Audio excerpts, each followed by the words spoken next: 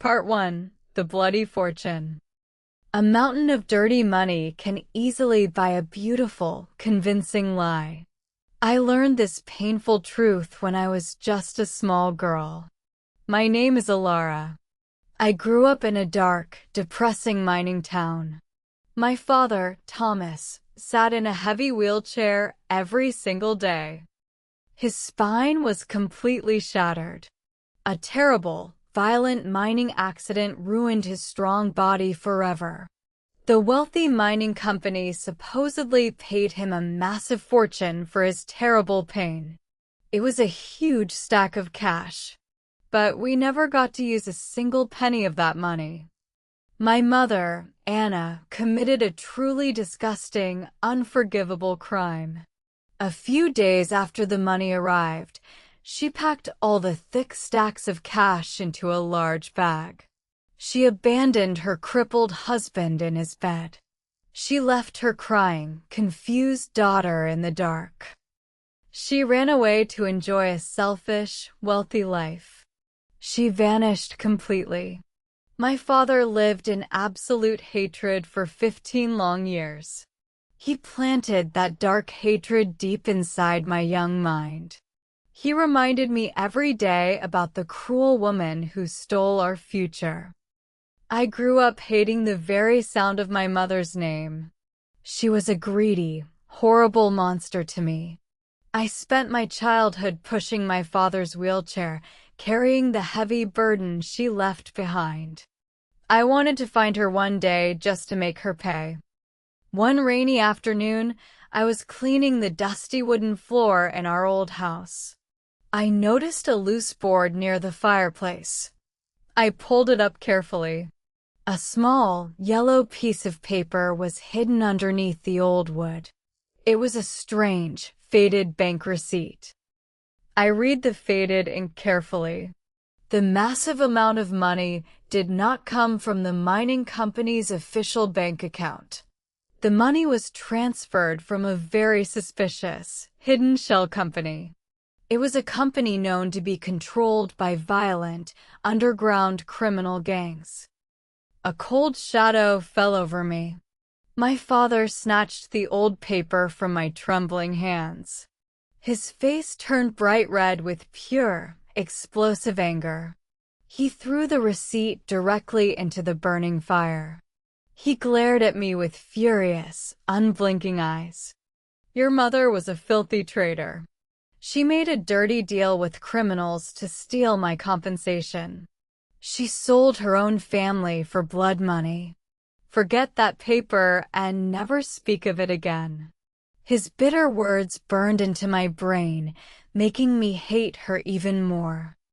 I watched the paper turn into black ash. The anger inside me grew into a massive, burning fire. I promised myself I would become a strong, powerful person. I wanted to hunt down criminals just like my mother.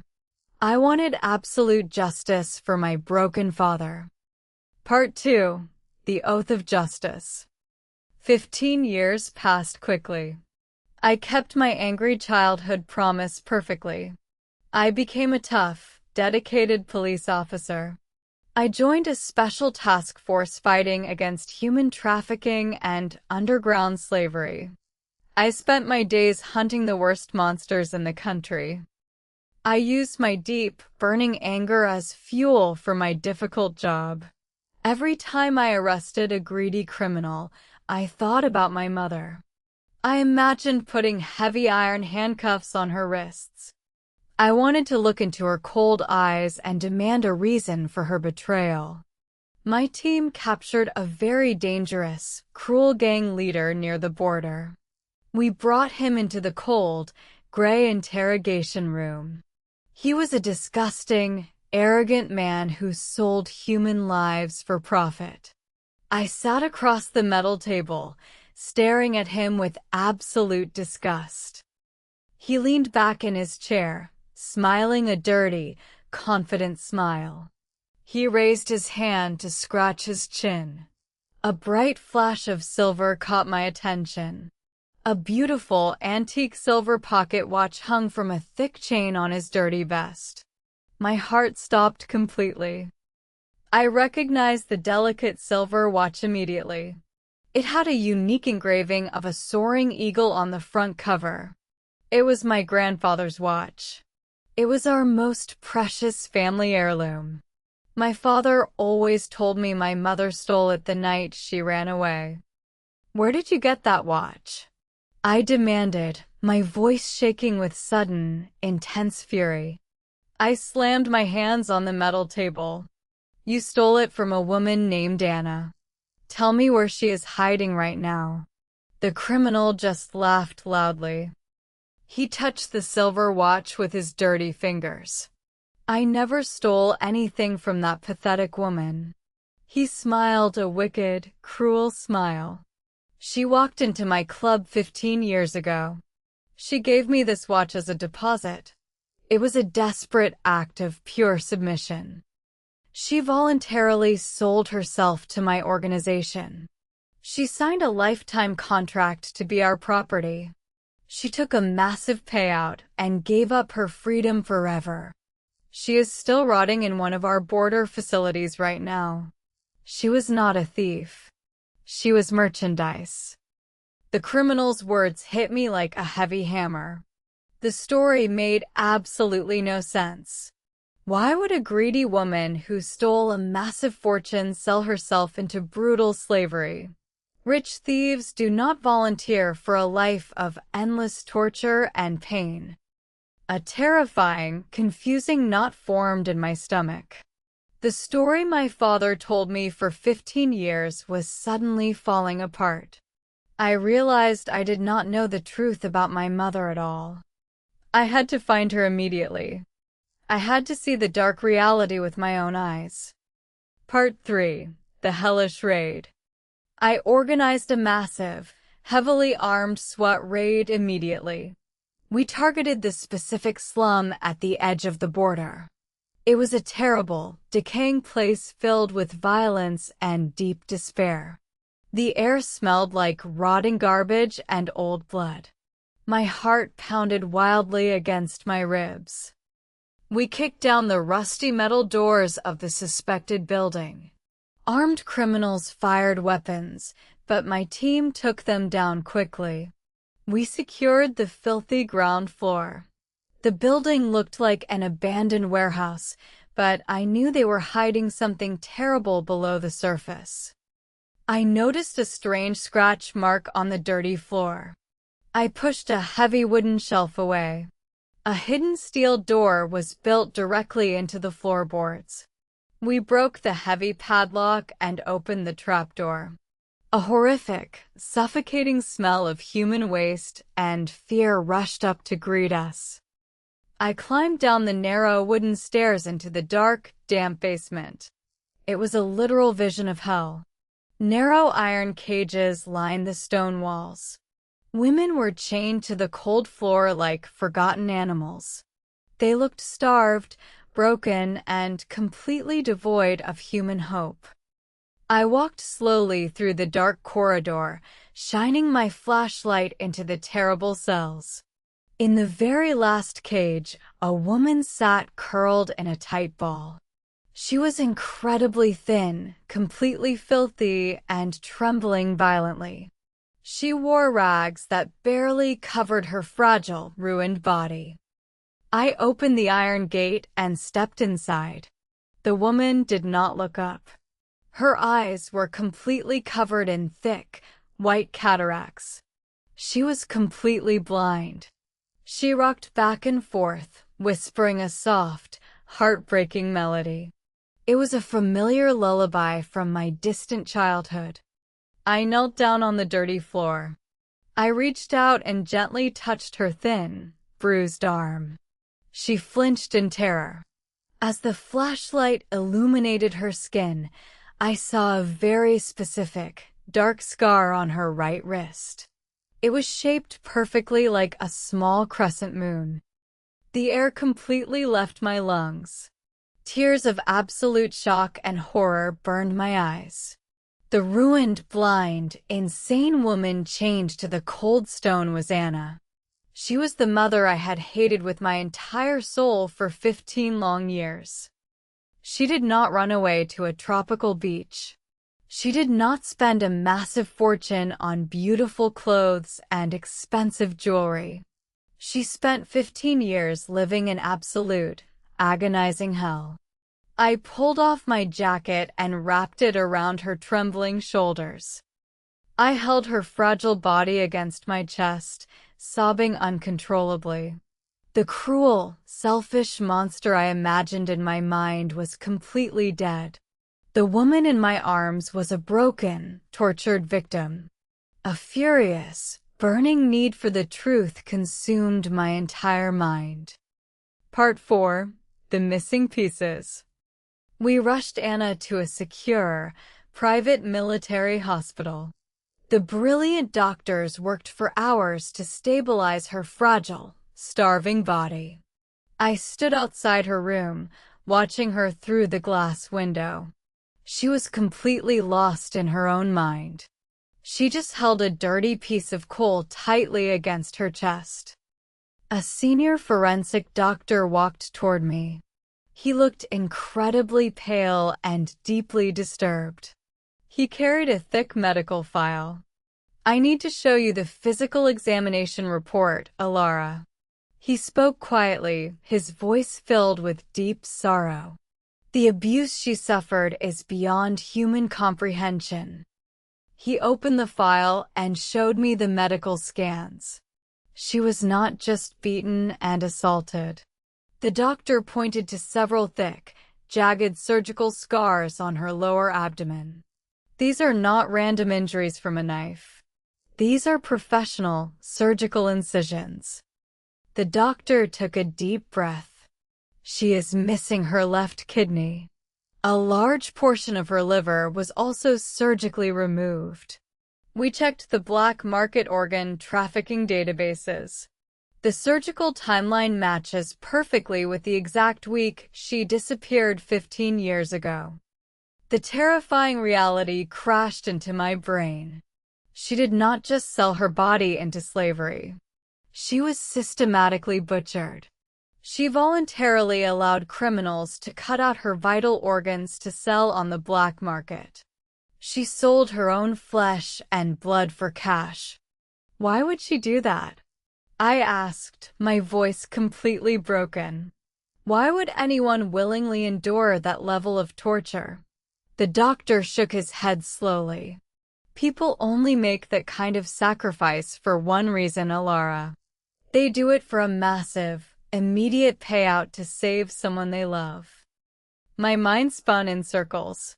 I thought about the massive stack of cash my father received. I thought about the faded receipt from the criminal shell company. The puzzle pieces were finally fitting together, creating a horrifying, ugly picture. The money was not compensation from the mining company. The money was the price of my mother's organs and her lifetime slavery. She sold her entire existence to the criminal underworld to get that cash. But why did my father need so much dirty money? Why did he let her do it and then call her a thief? I looked at my blind, broken mother holding the dirty coal. The coal was a symbol of the dark mine. She held on to it because the mine was the source of the tragedy. A massive, furious anger towards my father ignited in my soul.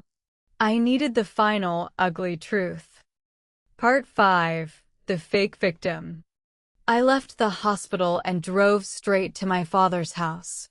I kicked the front door open, my police boots hitting the wooden floor loudly. Thomas sat in his wheelchair by the window. He looked surprised by my sudden, aggressive entrance. I walked directly to him and slammed the horrific medical file onto his lap. "We found her," I stated coldly, my voice dripping with pure disgust. "We found Anna. She is blind, insane, and missing half her internal organs. She sold herself to a cartel 15 years ago." I expected him to gasp in shock. I expected him to cry or beg for forgiveness for misunderstanding her. But Thomas did not shed a single tear. His face turned pale, and a cold sweat formed on his forehead. He looked extremely nervous, but not surprised. "You need to close this case, Elara," he ordered sharply, his voice trembling slightly. "The police have no business investigating this. Leave her in the hospital and walk away. She made her own choices. Do not dig into the past. It will only ruin our lives." His complete lack of empathy disgusted me entirely. He was a cold, heartless coward.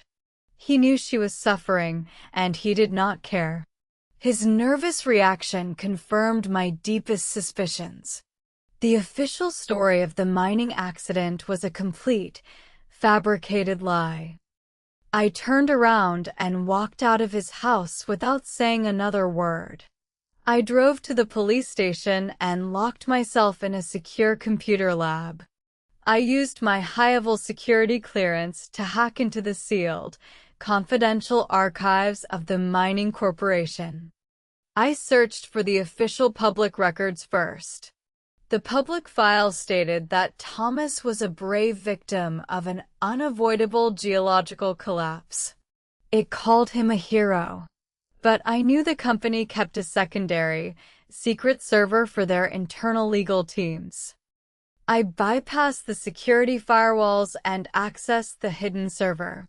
I searched for the incident report dated 15 years ago. A massive, encrypted file appeared on the screen.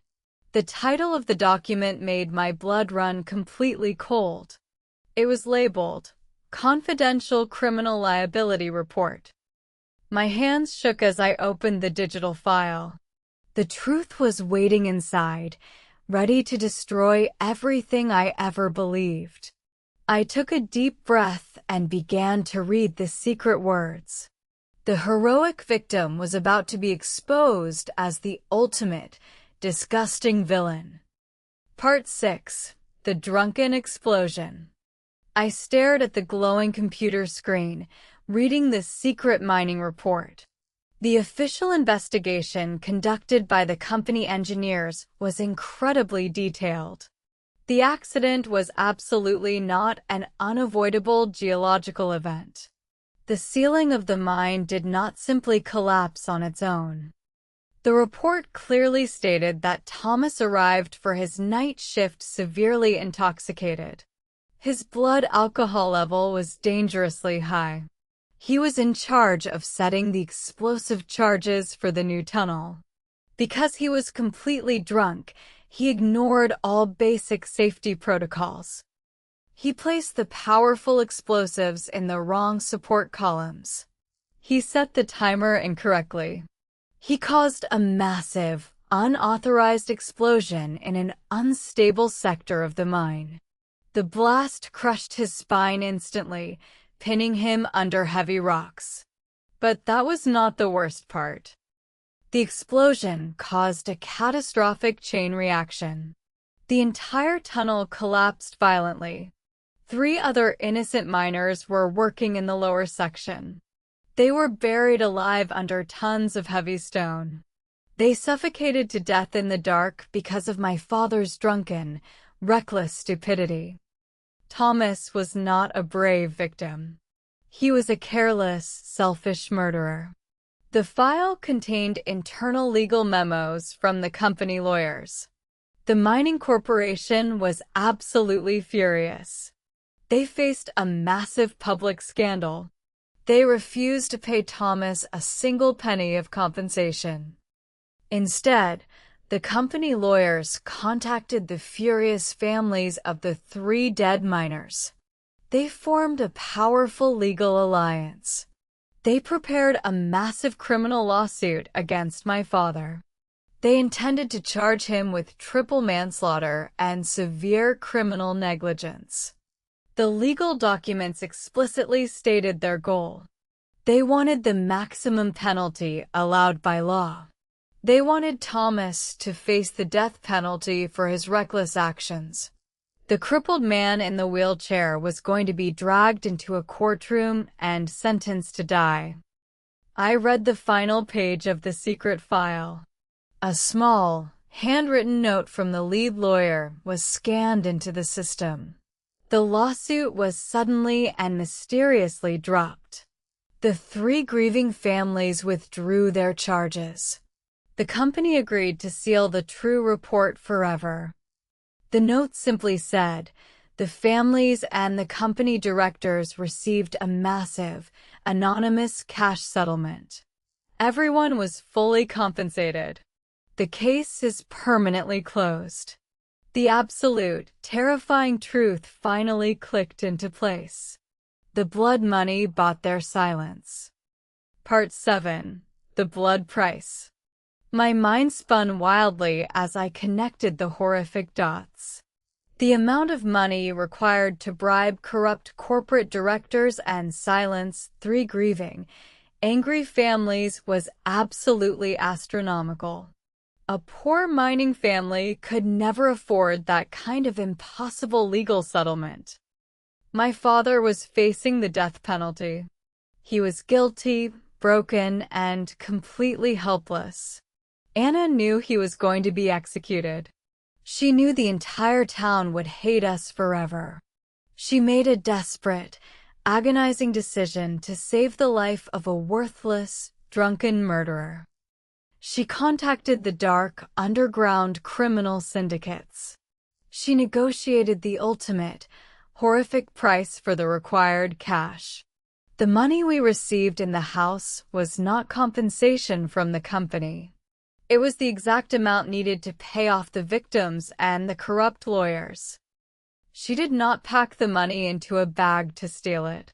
She packed it up to deliver it directly to the people demanding my father's head. She personally handed over the massive bribes. She bought the silence of the entire town.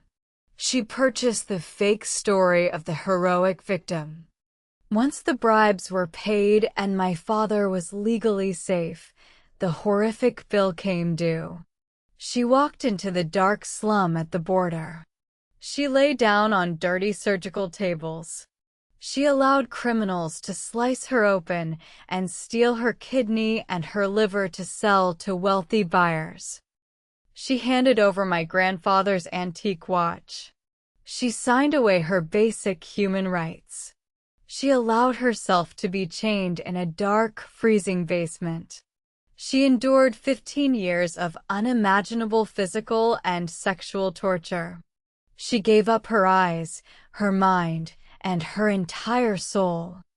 She paid the ultimate blood price. She bought my father's freedom and his fake honor with her own flesh. And in return, my father painted her as a greedy, filthy thief. He let his own daughter hate the bravest, most sacrificial woman in the world. The anger inside me evolved into something much darker and colder. It was a freezing, absolute hatred for the man who raised me. He was a parasite who fed on my mother's suffering. I printed the secret documents. I was ready to face the monster in the wheelchair. Part 8. The Monster in the Wheelchair. I drove back to my father's house. The sky was dark and threatening to rain. I walked into the living room and threw the thick stack of printed documents directly into his lap. The papers scattered across his useless, crippled legs. I know everything. I spoke with a quiet, deadly calm. I know you were drunk. I know you murdered 3 innocent men in that mine. I know you were facing the death penalty. Read the papers, Thomas. The secret is completely out. He looked at the official company logos on the documents. His arrogant face finally crumbled into pathetic, trembling fear. He began to cry, a disgusting display of selfish panic. Please, Elara. He begged weakly. It was a terrible mistake. I did not mean to kill them. You let her sell her organs. I stepped closer, my voice dripping with pure venom. You let her sell herself into a lifetime of slavery to buy your pathetic freedom.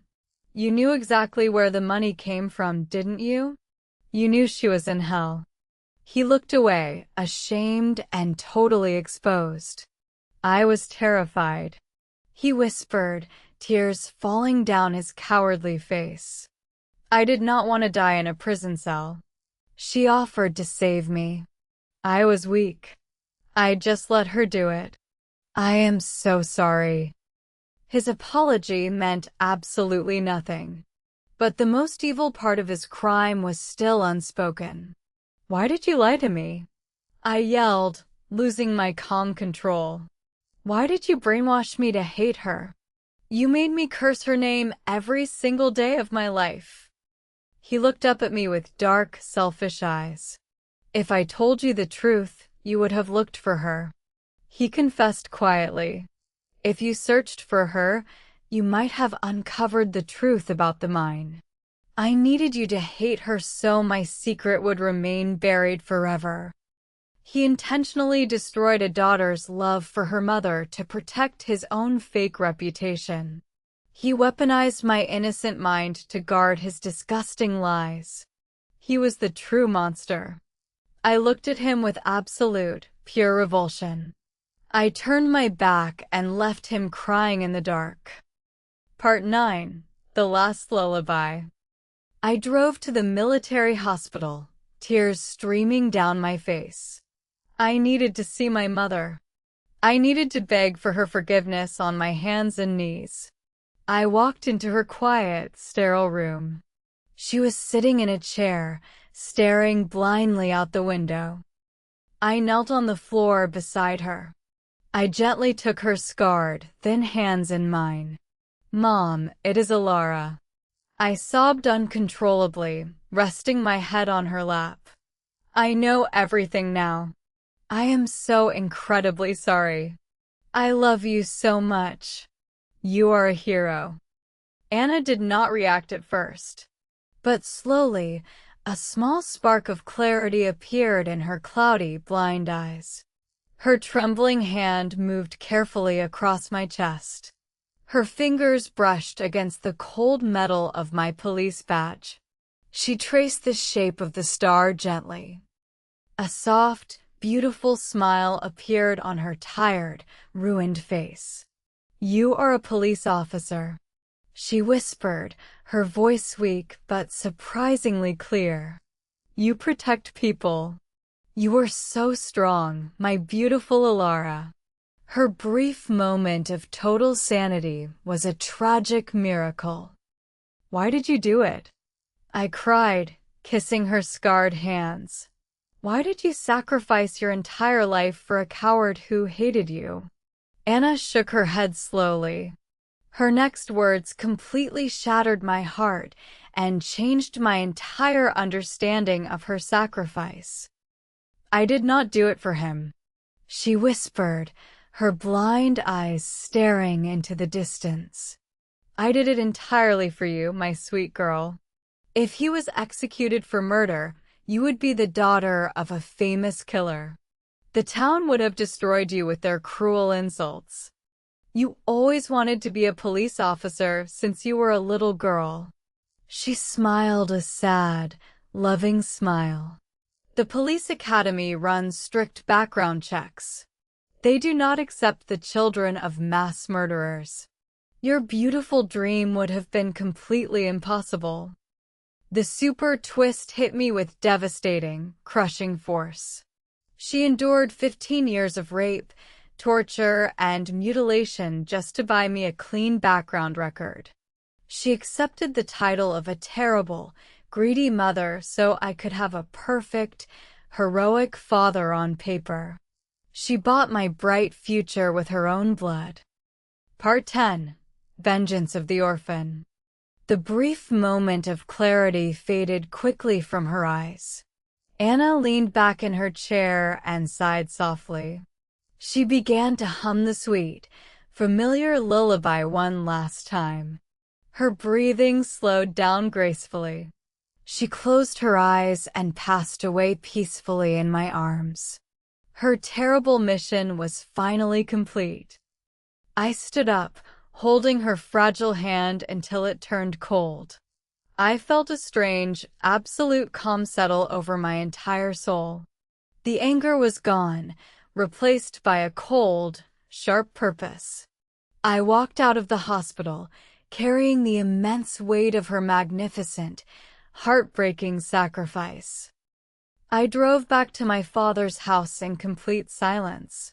He was still sitting in his wheelchair in the dark living room.